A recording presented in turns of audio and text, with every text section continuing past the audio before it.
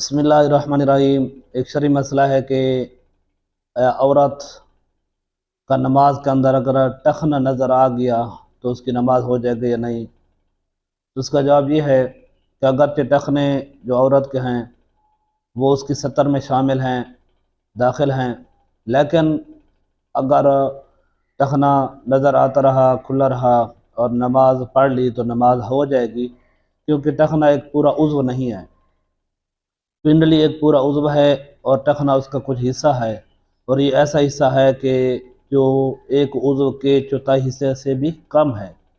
तो अगर किसी उज़्व का चौथाई हिस्सा जो है इतनी देर खुला रहा जितना बंदा एक रुकन अदा कर सकता है, तो फिर नमाज में ख़राबी लाजिम आती है।